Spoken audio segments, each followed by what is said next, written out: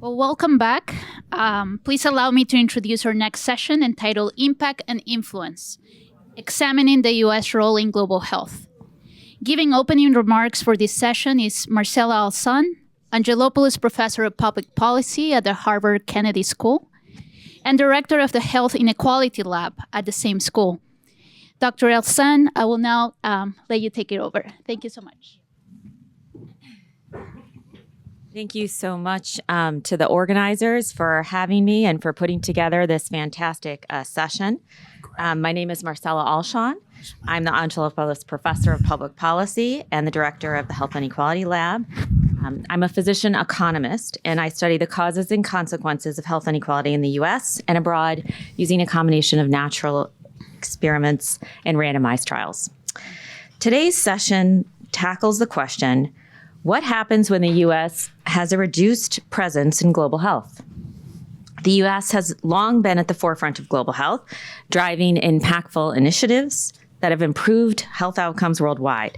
The U.S. has actively worked to prevent, detect, and respond to disease threats globally. It's worth remembering why the U.S. does this. American commitment to global health wasn't driven by humanitarian instincts, those matter deeply, alone, but also by economic and national security rationales.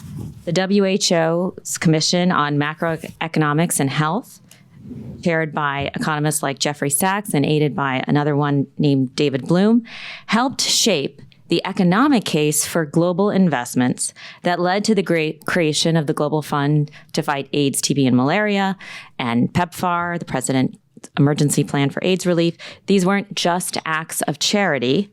They were smart, strategic investments. At the same time, there's been tension in how we justify these commitments. Some argue global health shouldn't need an economic rationale at all. Health equity is a moral imperative. Certain disparities are so unjust that they demand intercession no matter what the cost-benefit calculus says. But isn't it a powerful thing when morality and pragmatism align? When the just thing to do is also the smart thing to do? And so the question for this session is, what happens when those investments are pulled back? What happens when the U.S. retreats from that intersection of justice and economic and geopolitical strategy? From PEPFAR to PMI to USAID, the U.S. has made significant progress despite these challenges that were mentioned. PEPFAR invested over $100 billion in combating AIDS, saving more than 25 million lives, preventing millions of new infections. USAID has further reinforced these efforts by reducing child and maternal mortality, increasing vaccine access, and strengthening health systems in over 80 countries. Since this new administration, USAID and PEPFAR have experienced significant operational disruptions. An executive order mandated a 90-day freeze on American foreign aid to assess, quote, pragmatic efficiencies. And as we mentioned last session, alignment with the new U.S. overall foreign policy. Secretary of State Mark Rubio announced last month the termination of approximately 83% of USAID contracts, effectively dismantling that agency's capacity to deliver foreign aid, and has announced preliminary plans to put the small remaining parts under the auspices of the State Department. This abruptly stopped numerous programs affecting tens of millions of patients worldwide. In this plenary, our esteemed panelists will discuss the U.S.'s historical contributions to global health, examine the significance of its funding, leadership, and participation, and they will answer what this American retreat means for the health and security of those living abroad and citizens of the United States. Now let me introduce each of the speakers. We have Loyce Pace, former Assistant Secretary for Global Affairs from the U.S. Department of Health and Human Services and Advisory Board member of the Biden-Harris COVID-19. Eric Goosby, Professor of Medicine and Director of Global Health Delivery and Diplomacy from the Institute for Global Health Sciences at UCSF. Welcome. Sheila Tlau, co-chair of the Global HIV Prevention Coalition, Special Ambassador of the African Leaders Malaria Alliance, champion of Nursing Now Challenge, chancellor of Botswana Open University, and member of Pontifical Academy for Life. Welcome. And moderated by Yuli Norheim, the Mary B. Solenstall Professor of Ethics and Population Health at the Harvard T.H. Chan School of Public Health. Thank you so much, and I'll take Leah. All right. Thank you very much. This was the perfect introduction to our panel. We had a terrific panel just before this, and we will dig deeper into some of these issues. But remember that the first panel was on humanitarian aid. We'll focus now more about health financing and health systems. And I have to start by saying that I'm a Norwegian, and Norway is still committed to 0.7% of GDP to ODA. I was born in Ethiopia, and I was raised in Ethiopia, and now I live in Boston. So I want to express this deep feeling I have about the norm that I have always been led by, the ethical norm of global solidarity. So what has happened is, of course, devastating for all of us. But we will try to think about this and think about this clearly. And we have a fantastic panel that are quite diverse. So we will have different perspectives on these issues. So I want to start by going back before January 2025. And let's talk about first the contribution of US to global health. We know that investing in health has huge impacts. So I want to start with you, Sheila. Can you talk about your reflections, your experiences from your perspective? All right. Thank you very much. And good morning to everybody. I had a 24-hour flight coming here yesterday. So if I renege, just know that it's the jet lag speaking. But I promise you, I will wake you up. Yeah. I'm up already. Yeah. So I want to thank the invitation by this great university. It's not my first time here, and also to welcome those who are online. I know in there is civil society. I was born and bred in civil society, so I love you guys. And I asked 3 former ministers who were ministers with me when I was Minister of Health of Botswana to go on in, because when we are talking influence and impact, it's really us.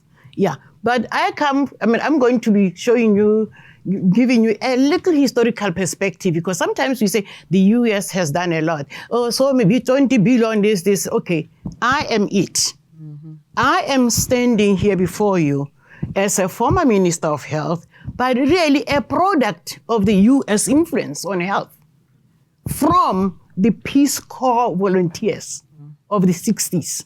I was educated by the Peace Corps and all that, and my undergraduate degree in New Orleans was by USAID in collaboration with my government. Graduate, in fact, even the PhD, I got my scholarship from the W.K. Kellogg Foundation, American, right?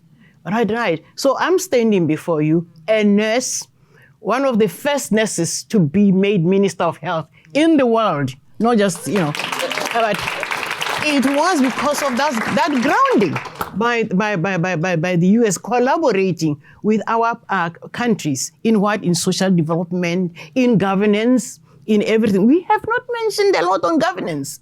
So for me, the elephant in the room is going to be exactly that, governance. But I'm not going to take a long time, because he wants us, he's saying we should do 5 minutes. And he said 2 or 3. He said 2 or 3. No, we agreed on 5, because I told him I've been 40 years in the AIDS response. I started in 1985. This is a whole lot of history. I need to write a book. Yeah. So anyway, okay, so that you have that has been that influence. And through the Mehari Medical Project, actually USAID was able to train a lot of nurses from Botswana. And I'm not talking just Botswana. It's really Botswana, Lesotho, Eswatini, and Namibia. we were able to train quite a lot of nurses who became a formidable force in primary health care. But what were the other ingredients in a lot of these countries that made that primary healthcare system work before HIV? It was good governance, zero tolerance for corruption, peace, and indeed community participation. So by the time primary healthcare came, we already had good healthcare systems in place until the AIDS epidemic came. Now, I happen to be a minister, who came in immediately after AIDS was on, and it was really wreaking havoc in the country. The great part being because of the good governance already, I need some water. My government was putting in money into health. Thank you. Thank you very much. Now, in 2001, it's already been said by my colleague here, our leaders have said they were going to devote 15% of their of the budgets to HIV. And it just so happened that Botswana at that time was, I think, on 12% or something like that. But then I was called by our president. I had been civil society wreaking havoc, and they saying the government should do this, this. I think it was more to shut me up, and I was made Minister of Health to say, let's see what she can do. But when the president said, I would like you to come and help me, I said, only if you put 15% of the budget to health. So now that's advocacy, underline it. So he said, I'm giving you 20%, but I want a report every 3 months. And guess what the army was being given at that time? 5%. So that you see, there is a reverse sometimes with our leaders. More goes to the army when in fact the enemy is right within the country. Who are you fighting outside? So that we need to also looking at issues of good governance. But anyway, what then happened, of course, was with that 20%, we were able to do a lot. But I already had partners. I'll tell you something. Donors like to jump on the bandwagon of success too. So we had donors, we had PEPFAR came later. At that time when I came in, PEPFAR, we had the Global Fund, we had Botswana-Harvard Partnership. I think my colleague Phyllis Kanki is right here.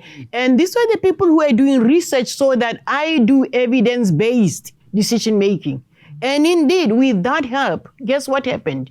We managed within 4 years to bring down the rate of mother-to-child transmission from 29% to 8%. Within that 4 years, we had 80% uptake of the people who needed ARVs. And the government was able to pay for that. So that we also are looking at really domestic funding, which was there at that time. And indeed, also good governance. But those were the successes. And so that I want to thank the United States government, the people of the United States, for having helped us all that way. Granted now, their priorities have changed. But at the same time, we need to say, what is it that we learned and how do we spring forth? Now, with my 3 minutes, let me tell you how I think we can go forward. And I have just 3 things I want to say. First is to just say fair access to healthcare is a political choice. So it is therefore on our leaders. Right now, as the chair, as the special ambassador for the African Leaders Malaria Alliance, with my background of advocacy, I'm actually advocating with the African Union to ensure that we have domestic financing in every country. And indeed, for malaria, a lot of our countries are forming end malaria councils where the private sector is being roped in. Spiritual people, the spiritual leaders are being roped in. Yes, by the way, I do advise the Pope, and I make sure that all those archbishops become part and parcel of this so that they can preach malaria elimination in church. And indeed, we have young people to ensure the sustainability of the malaria response and also the HIV. Secondly, I want to say that health is made in the homes. Hospitals are for repairs. And indeed, my colleague has already said so. We are emphasizing that backwardness to say, let's go back to primary health care. Let's go back to where nurses were well-trained, well-remunerated, and working with community healthcare workers to ensure that the people at community level have access. That's one thing we still can do as Africans and all that. And the last thing is to really say, well, global health equity is for the future of humanity. You know, in the ultimate, we are branches of the same trees and leaves of the same branches. No country is safe until all countries are safe. So that we need that global solidarity and shared responsibility to continue. But we have to put in our bit so that we continue as partners, not as recipients of arms. So that to me it's really that. And the final thing is to say we need more leaders who are female in the healthcare industry. My belief is that when she leads, a lot of things happen. I am that example. And so I want to encourage everyone who is here, who is female, to say, if ever you had any inkling on taking a political office, please do so now before it's too late, because otherwise, without your participation, we will not have gendered health policies that can be transferred across the world. So with that, thank you. Thank you very much. I should have given you more minutes. Moving on to you, Loyce. You worked for the Biden administration in the Office of Global Affairs. What's your perspective? What was your contribution? First off, let me say that it's very unfair to make me go after the Honorable Minister, but I'll try to do it. Hopefully you guys can hear me. And I can be brief because, you know, she told the story better than I could have. But the reality is the U.S. was really about making big bets. And that was notable. It was groundbreaking for us to show up in the way that we did. And it doesn't just start with PEPFAR, right? I mean, if you take it back to days of smallpox, right? We were about coming together, including with the private sector, but also working through government to eradicate diseases. People weren't talking about eradication in that way. People weren't really going after it. And I have to give credit to the advocacy community, where I was also born, to push us in that direction, right? It's because of Rotary, because of the LGBTQI plus community, because of these advocates, because of the faith-based community, that we placed these big bets. And we stuck with it for the long haul. And that's another notable contribution we made. It wasn't just about the money. It was about the timeline and the fact that we didn't need these answers immediately, right? Now, Ambassador Goosby could talk more about how we did make and measure progress. But the reality is we were willing to stay in it because we knew what it required. Importantly, those bets were also leveraged to bring in other actors. And that was huge, right? And when the previous panel talked a bit about contributions of other countries and sort of the domino effect, but you know, other countries, other companies showed up because the US was in it and because we pulled them into it, right? And so that also is quite notable. The last thing I'll note is the ways that it wasn't just about bilateral funding, the PEPFARs of the world, for example, or the President's Malaria Initiative, but it was about how we did support and leverage that funding for multilateral initiatives, for the World Health Organization, for the Global Fund or Gavi, for other endeavors that were not just about the U.S. being at the table. And so that's all that's lost. It's not just about what's coming from D.C., right? But it's about the conversations they're now having in these other settings, like was said about WHO and PAHO for that matter. Let's not forget the regional offices of WHO. It's about what's being talked about in Geneva or frankly in Addis or elsewhere about how this has this sort of trickle effect to some of these multilateral initiatives, again, at the regional level, including in places like Latin America and Asia. But it's a great story still to tell, and I think we should continue to celebrate the contributions we've made because someone will come along someday and want to hear this story and maybe want to open that book again. So I don't want us to only talk about this in the historical frame. This is still work that we get credit for doing up until today, and I'm assured that with people in this room and online, we will find some way to continue. Thank you. And Eric, you have worked, you led PEPFAR, you worked on TB. Can you tell us more about that contribution and maybe also what the cuts now mean on the ground? Sure. It's a pleasure to be here with you today and commiserate around the challenges that are in front of us and as we better understand them, really position ourselves to respond.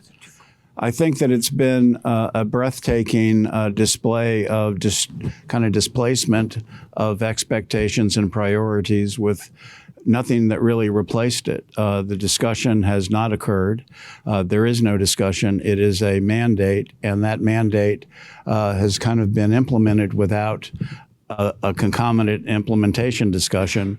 So it's been a lot of reacting. People keep waiting for the dust to settle so a conversation can occur. And so far that has been prolonged longer than anyone thought that it would or should be. The challenges to the multilateral community are great, but I think the withdrawal of the bilateral program of PEPFAR through the conduits that USAID has created, as well as CDC and other U.S. agencies, those platforms will take weeks to dismantle completely, but have already started to decay. And I think I've been humbled at looking and talking to colleagues in country who are reacting as if a final decision has been made, understandably, but at the same time, incorrectly, conceding too much at the beginning of this dialogue has been the mistake. The conceding should have been managed better, but no fault in that there was no clarity in how to do that or kind of historical precedent in how to position yourself with a non-dialogue. So I think we're in a position of finding out, and I think PEPFAR has often been in a position of being a large resource motor that's introduced itself to ministries of health and multilateral programs in a way that has not taken full advantage of capacity expansion. And I think if I asked myself to criticize the decisions that PEPFAR made, the core decision to not go with governments and to try to create parallel systems of care, completely understood the urgency and the immediacy of having NGO civil society systems engaged. It should have been both and not one or the other. Where there were both engaged, those expansion of capabilities were able to begin to merge as they found their footing and not move away from each other, but realize that there's more power in a partnership as those resources, divergent as they were, strengthened the portfolio of both the ministry and the NGO. So there was a win-win there that was right in front of us. The decision to not emphasize government and develop delivery systems in the clinics and hospitals of the countries we worked in and not create new clinics and hospitals was, I think, a fundamental flaw that we tried to recover from, but I think really is the core weakness of the relationship in PEPFAR-funded countries, the large PEPFAR-funded countries, and is the core of the distrust that the delivery system, I think, has generated with USG involvement in country, and that it is conditional and is, as our colleagues in the first panel really alluded to, dependent on the convergence of both egos and resources at both a multilateral outside of country level, in the capital of the country, and then at the site level. So there's three areas that allow for a discussion to occur where governance could have been what was discussed, but rarely was. Yeah. And I think we created parallel systems of care. Now, what I think is a critical concern of mine is being able to acknowledge the missed opportunity, but at the same time, re-engage with our colleagues in country, ministries of health and civil society both, to re-envision a delivery system that understands the diseases that the population is dying from, aligns itself with diagnosis and treatment of those diseases, and builds a bench of capability in the Ministry of Health and the surrounding civil society that continues to give when these resources recede. And we have missed the opportunity to build that in a large way, but we have built it in small, significant ways in every country that PEPFAR and other efforts have been in. And I think it is now an opportunity to realign how we look at accountability throughout the system of allocation decision-making to go against unmet needs defined by the population, what they die from, as the diseases that we need to become good at diagnosing and treating, with all the procurement distribution support that reflects concomitant. And I think we can re-engage with that kind of joint effort building together, but with an alignment of accountability that will inform the governance discussion that Sheila was talking about. Thank you very much for these reflections and pointing forward, and we'll come back to that. I want to dwell a little bit more on the impact on the ground. In Botswana, what is happening there? I expect that we at Harvard, around in Boston, in US, a lot of our research funding is disappearing, future jobs are disappearing, but the impact might be different. Catastrophic for some, but maybe the reaction is different also. That's at least what my friends in Ethiopia tell me. The reaction is different from the way we feel it here. So I'm curious about you first. Let me say that on the ground, if I'm looking at a country such as Botswana, for example, when I was minister, 90% of my budget for HIV, for everything, was from the country itself. So that 10% was from the donors. So that you see, when that then disappears, you don't feel it as much as another country, let's say Rwanda or whatever, or Malawi, that where, only 30% of their budget was theirs, and 70 was from the donors. So it really varies. It varies. And I know in my country, for example, I was able to fund civil society because we're working together. And I was also funding members of parliament so that they keep me accountable. And that kind of funding, when it goes off, because there's a continuation from the government, is not quite as felt as where there was nothing. And that's basically where we kept saying to our leaders, put more money into healthcare. Some did, but it was not enough. And I'm hoping that this is now a wake-up call. Exactly. Loyce, I'd be happy to build on that because I agree. It's different everywhere, obviously, but a couple of things the rapid retraction did. First off, it made it harder in places where we were making meaningful progress towards responsible transition. I don't know if we talk enough about how many countries, like Botswana, like South Africa, like plenty of countries in Asia and Latin America had already taken on a lot of what the U.S. was doing, not in the exact way we were doing it, because that was not the right thing to do, right? To just say, okay, we will, implement PEPFAR, for example, exactly the way you all showed up with it. But the reality is plenty of countries knew they had to take this on because we were having these conversations with them, and they were being pressured by their own communities and citizens to do more. What is happening now, I think, is in these cases where countries weren't quite ready for the transition just yet, especially in this post-COVID economy, global economy, you have this gap, right? Whereby they were maybe going to wind down in the next, say, 5 years. Then it's sort of, okay, we have 5 months to try and figure this out. And so that is problematic because that is not the way we would do this work as implementers and global citizens, but here we are. I think there's also something that, it's coming back to the minister's point also about sort of like where this is more heavily felt. I work now in a position that has me overseeing Latin America and the Caribbean. And so you think of a country like Haiti, that was completely reliant on U.S. and other funding, but a lot of U.S. funding, even across the Caribbean, because not a lot of people care about that region or are focused in that region.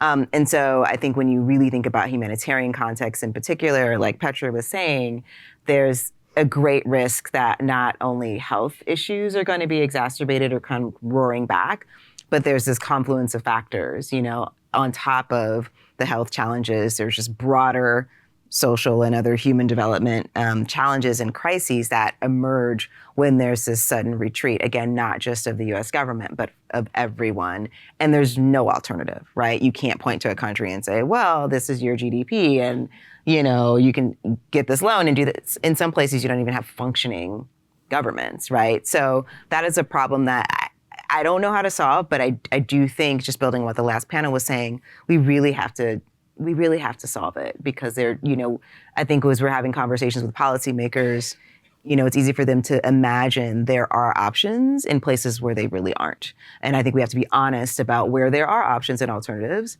and specific about not conflating those circumstances with places where that doesn't exist. So, Eric, thank you for that. And Eric, I want to ask you, moving to the last part of our discussion, what now? What next? And I want to phrase it as, what kind of advice now with dwindling global solidarity? What advice you started to reflect on that, but what kind of advice would you give to regional authorities, to countries, to governments in terms of health financing, resource mobilization, strengthening the health system, setting priorities? Concretely, what kind of priorities would you recommend? Yes. I think going back to your population and understanding what, as I said before, they're dying from becomes the central motor of focus for a delivery system. And that should be what is continuously put in front of the system in the way the surveillance information is filtered, analyzed, and deposited back, so corrective action can be taken in as close to real time as you can create.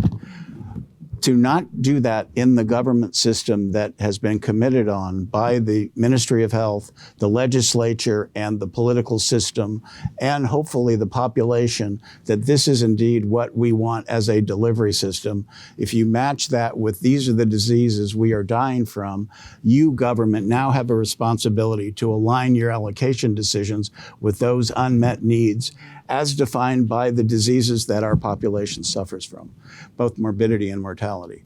That kind of concrete, common sense approach to the development, strengthening of delivery system has to have a concomitant line of accountability that allows the political leadership making those allocation decisions to be accountable to the outcomes they create.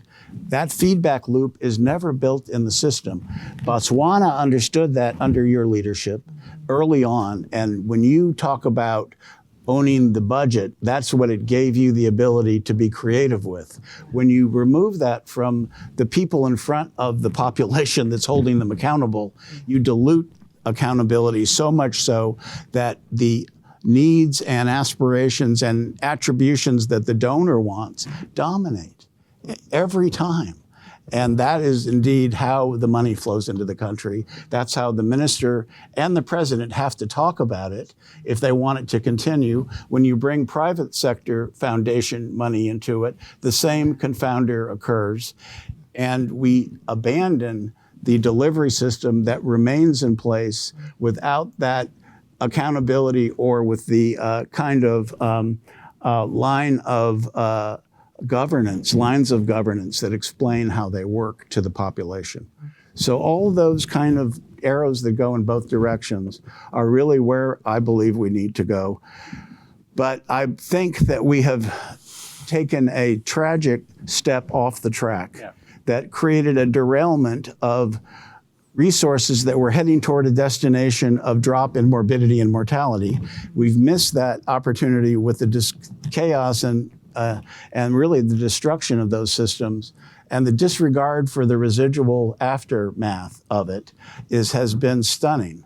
But I think it is populations like this that need to understand the moment, and governments need to be re-engaged and held accountable many times for the first time for the populations that they're already responsible for, and we need to realign how we hold them accountable and define what their charge is in each given year.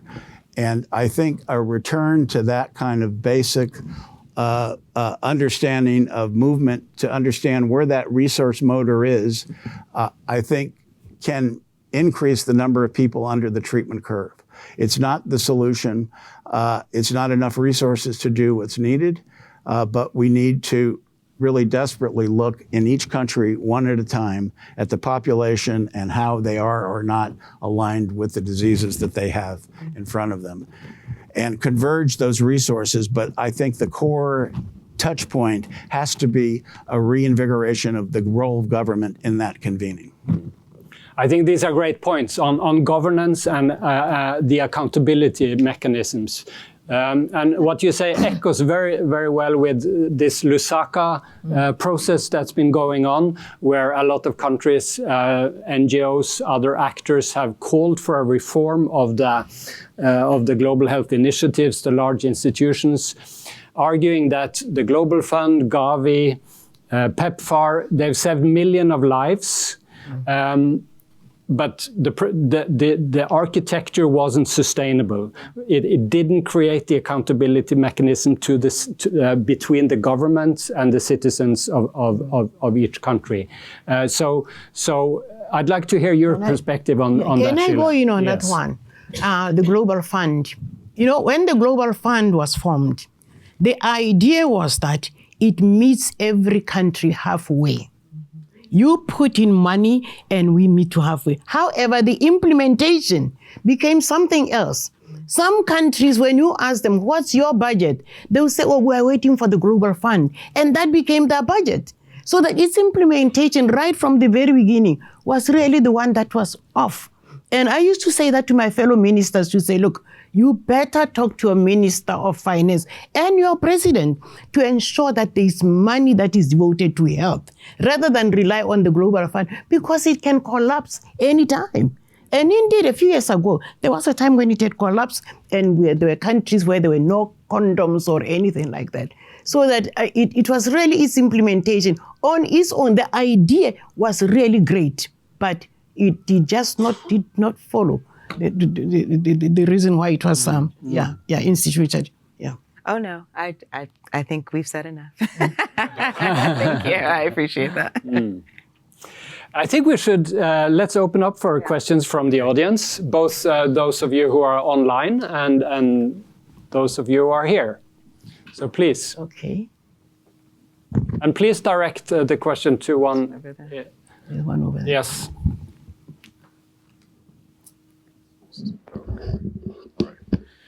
Thank you so much for the amazing discussion that you did. It's quite really important, and I do believe what you highlighted is quite amazing, especially in the aspects of mobilizing the local resources. Building on my experience, it's a bit unfortunately a bad one. I'm Sudanese, and I witnessed the war in Sudan, and you can imagine the amount of neglect this crisis has been facing throughout the previous 2 years. We are talking about more than 20 million people have been affected, yet unfortunately, even in this discussion today, in the previous one, we didn't even talk about Sudan specifically. So this is a crisis that we dealt with, and this is a situation that we jumped at. And I also wanted to be more positive in terms of as we speak right now, we are talking about diversifying the funding channels. And what I wanted to add to the table may be the diaspora role. The diaspora role is quite huge. The organization that I'm currently representing is doing a lot of resource mobilization from different communities all over the diaspora groups from the Sudanese community, and managed to secure more than $20 million throughout this crisis, which is a considerable amount of fund. It's huge. We are a bit exhausted right now because people at emergencies are flexible. But we do believe this, especially looking at the current situation, for example, the Sudan humanitarian response in 2024 was around $4 billion. Only half of it has been funded, And most of this fund actually come from the US. This is a fact that we are currently dealing with, but we are looking at this funding channel as an opportunity to be like somehow more structured and more organized. So based on your experience, how you previously engage the diaspora community in a more structured manner, how did you, like, for example, localize the resources for those diaspora groups in a way that first of all make them trust the system, whatsoever it was, like a nationwide or local. Adding to that also, how did you somehow, or thought about it, engaging them more in a more regulated manner. And the last thing, which is also important, because looking at the US, for example, most of the resources that we are sending to Sudan is not reflected, for example, in the taxation module. So how could be somehow also be like a different channel of fund that could be utilized, looking at the fact that this like global shift is not only a US thing, rather than it's a global thing. Thank you. Thank you for those reflections and the challenge. And Loyce, I think you can respond. Yeah, I'd love to try to respond to that. Thank you for, first off, raising Sudan, because obviously that has been a crisis that I won't say it's been completely forgotten, but it certainly has been overshadowed in ways that it shouldn't have been. So thank you for lifting that up. I also really appreciate you focusing on the diaspora. A few ways that I've seen the diaspora mobilize or be engaged, including in how you described, just through funding, remittances. I mean, we've all seen the data on remittances. There's a lot of money that goes back home. And there's some interesting ways that people, I think, have been and continue to think about those funding flows. But in terms of how it gets beyond the money, I know I've seen people engage in advocacy initiatives in the US or in other sort of donor countries, we called them up until this year, probably.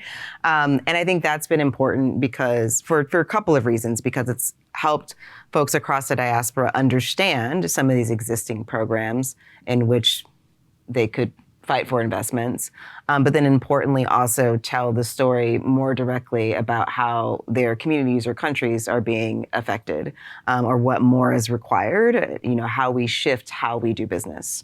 And that gets to another way I know that during the Biden administration, we really looked at how we engaged the diaspora through policy, informing our policies. So there was the first ever President's Council in Africa that was convened before the US-Africa Summit, which I think was really well received by folks in that diaspora community. I think we've seen similar examples around the America Summit and how we try to engage those communities and on. And let's not forget that in Congress, you have also these groupings like the Congressional Black Caucus, the Congressional Hispanic Caucus. They are another way for us to pull together, at least in the US context, but possibly also in places like the UK and Canada and elsewhere, these communities who really care about the world in a very personal sense. Those are just some initial ideas. The other thing I would say, you didn't mention this outright, but because I didn't hear it on the last panel, I also wanted to lift up the BRICS, because, these conversations, there's some question about like, what do we do about the US and like G7? The reality is this conversation is happening in other settings without the G7, appropriately so, one might say. And there are already sort of these groupings of countries or communities who are saying, okay, well, we want to fill this, and we've wanted a slice of this for a long time, and now we have an opportunity to actually show up in a different kind of way. So whether it's through the BRICS summits or looking at, sort of MENA as a region and how they can step up, I think we're going to see and hear some really interesting opportunities for investment, for lack of a better word, by new and different actors. Thank you. Other questions online?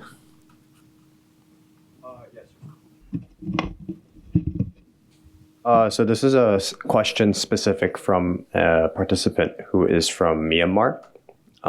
This participant says they are undergoing a current grappling of a confluence of crises in the country, the political situation following the coup, ongoing conflict, and impacts of recent natural disasters like the earthquake and much more. and it's left a severely fragmented health system. And many implementing partners are heavily reliant on donors like USAID in the past. And given these extreme constraints and current political contexts, could you share your perspectives on the most critical initial priorities for beginning to rebuild essential health functions?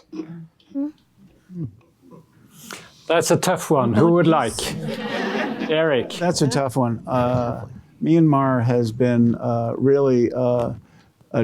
really thrown from one issue to another with a history of unresolved issues still being present. And the United States, I guess it was in 2010, kind of reintroduced a diplomatic relationship with the country that looked at a robust expansion of PEPFAR programming in the country, and USAID, CDC, NIH all converged on the country for about 6 weeks to understand it specifically and try to transfer capability rapidly. And that was Secretary Clinton and President Obama's desire to do that. They made it a real priority. I can say that it fell short on every level in the long run.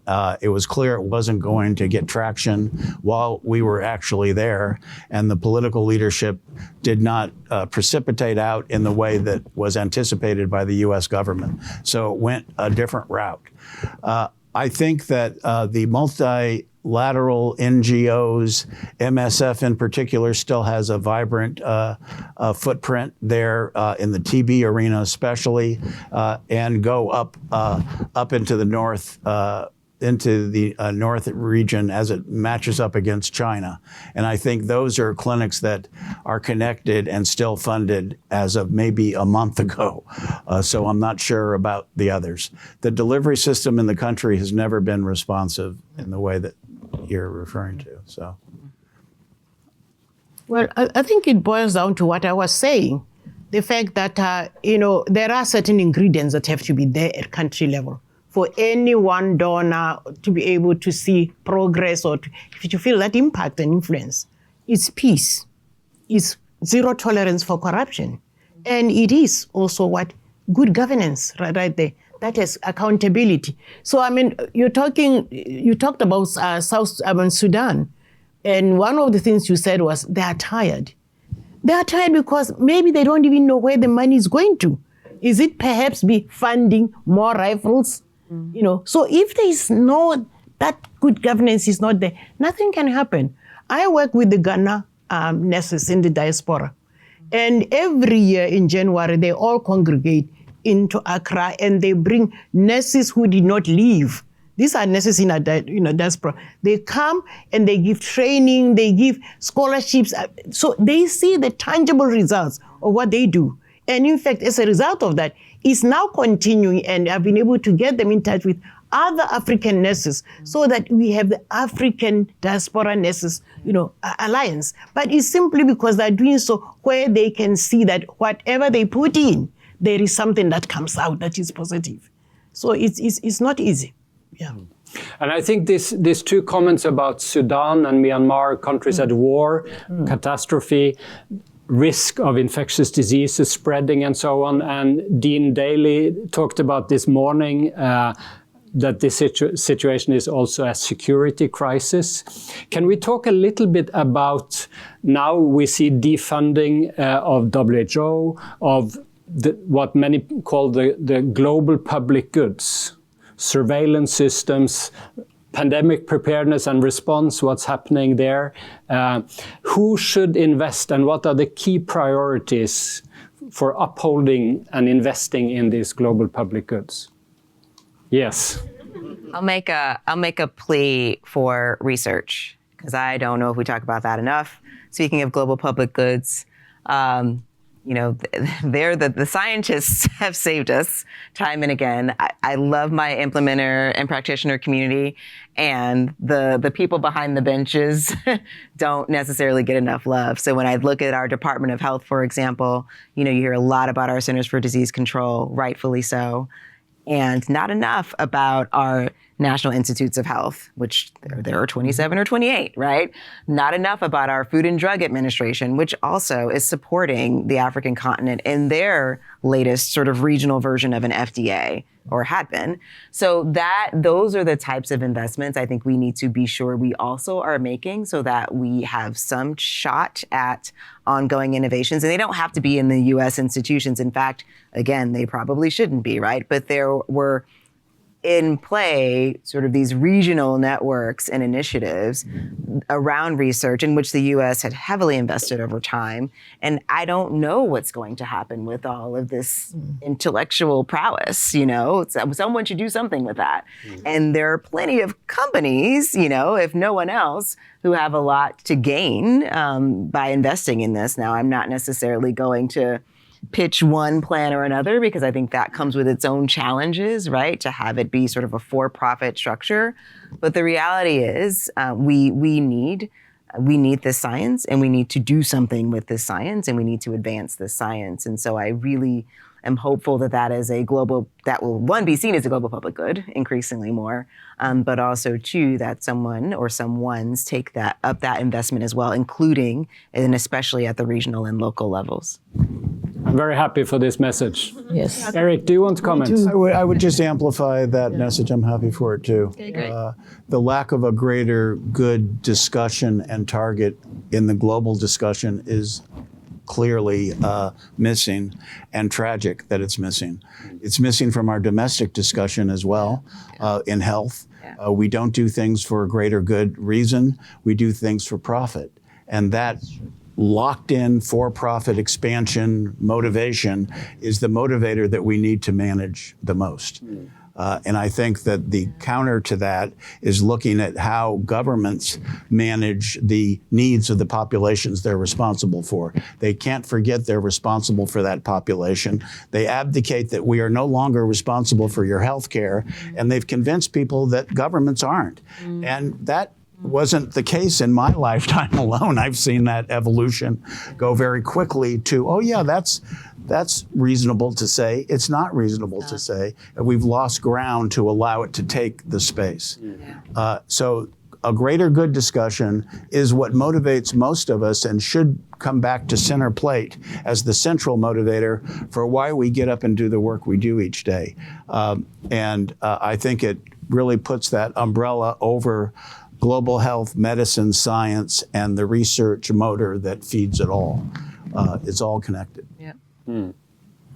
Thank you. We have time for a couple of more questions. Anyone in the room who would like to ask this audience? Yes, we have Lisa Robinson over there. Wondering if, I'm not sure if I'm close enough to this, I'm wondering if you could comment briefly on the role of interventions outside of the healthcare system, efforts to decrease air pollution, climate change, both within countries, the coordination across ministries, but also the role of the U.S. as we pull out of climate agreements and other things like that. I can just say such a tragic juxtaposition, and the climate challenge that's in front of us is the homogenizer of all of the issues we look at. That one can come in and tsunami us, and it will. And all the data has shown us that it is crescendoing, but we have not allowed ourselves as governments and as a global community to realize the urgency of it. I think that awareness is rising up kind of week by week and hasn't got conscious yet. But when it does, I think there's going to be a reequilibration of whatever we decide in our current discussion around the global health response. I really appreciate this question, and I want to pull a thread from the last panel as well. Dr. Corey was talking about how we really need to rethink how we approach health. And, this is an ongoing conversation. The pendulum always swings between silos and systems.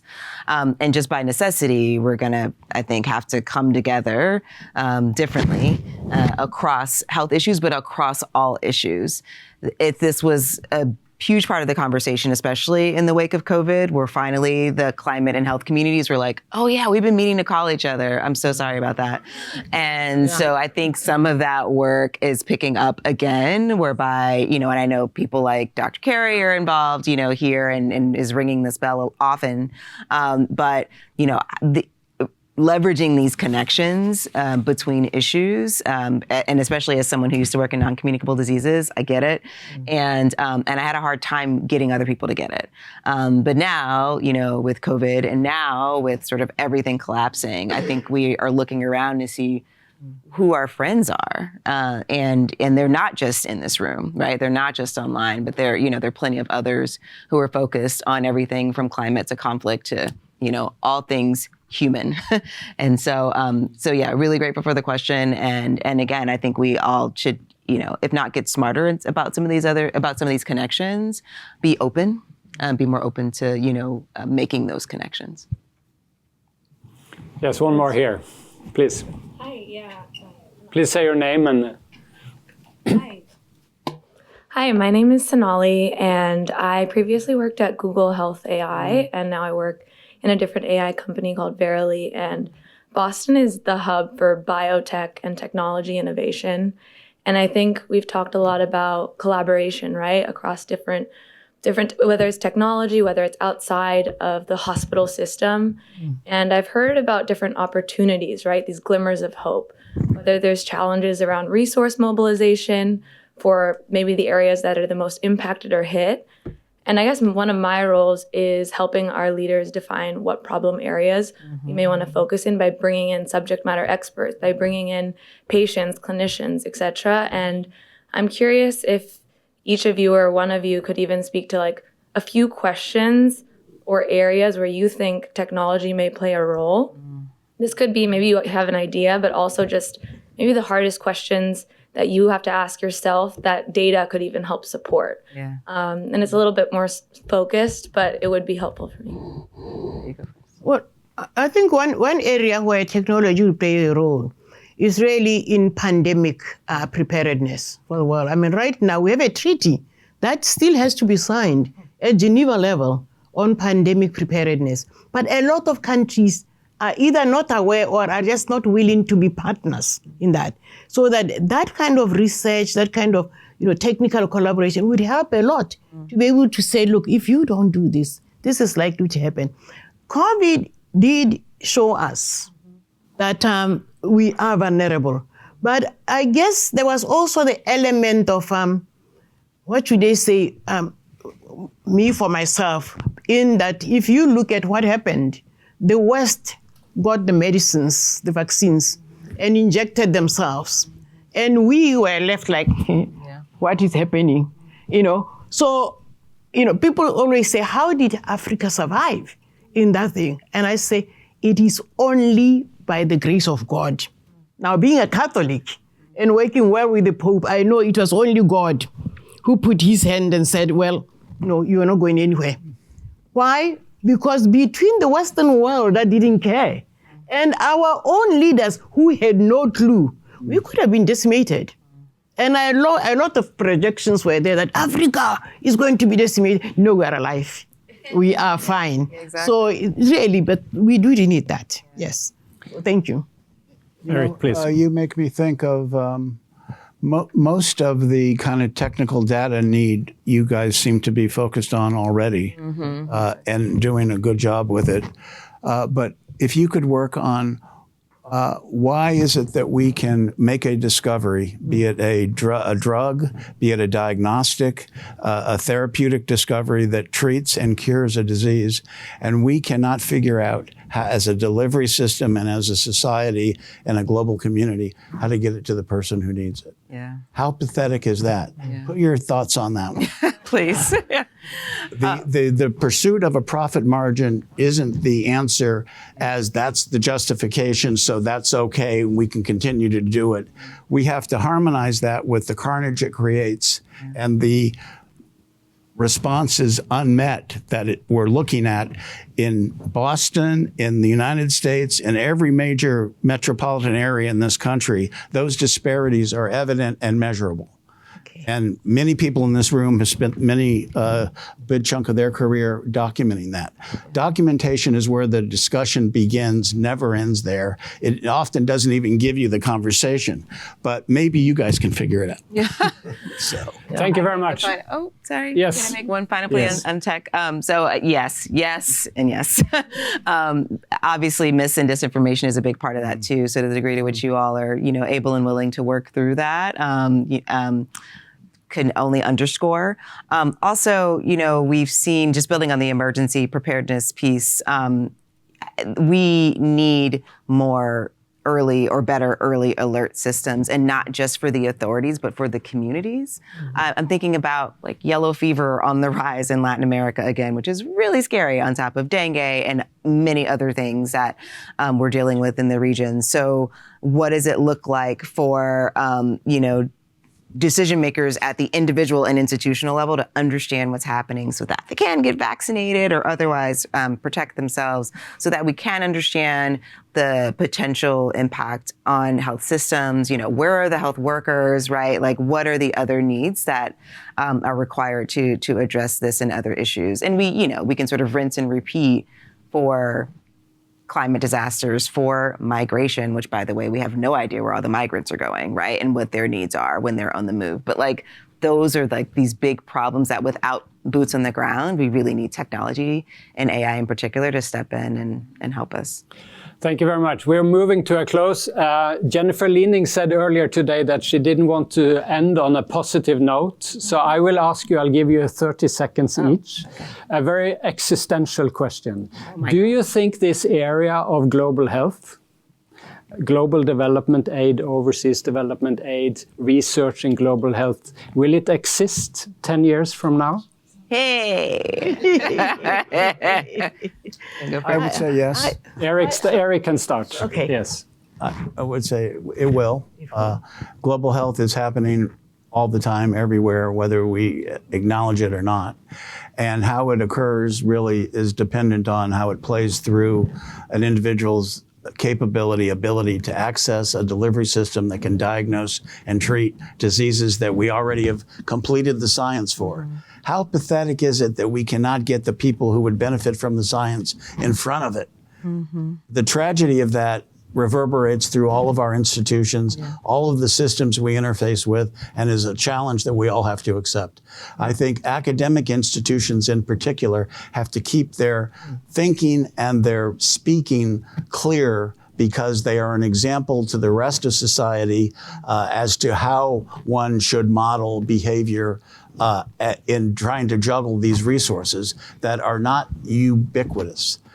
So difficult decisions need to be made. We want smart people to make them, the best informed people, the most compassionate people, and the people who have a line of accountability to the decision they make. So if it's wrong, they're held accountable for it. I like that. Loyce. That's right. I would say global health will exist, but be more local again, and solutions from the South will be seen as success. That's it. Very succinct. You'll get the final. You got the first word, and you get the final words. Okay, my final word is, global health will exist, but it has to start at country level, from the community all the way up. Because right now we still have, systems that are not working. So it will exist, but we will need you, the researchers, to be able to do to look at what can be done and hand it to the legislators, the decision makers, in such a way that they can understand the way forward. Sometimes academic papers are really something else. You look at it and you think, so what? But it needs to be condensed. If I'm a minister and you are giving me your academic paper, please condense it into 2 pages that are saying, I found this, you need to do this. Yeah. That will happen. Yeah, thank you. Thank you. Let's give the panel a hand.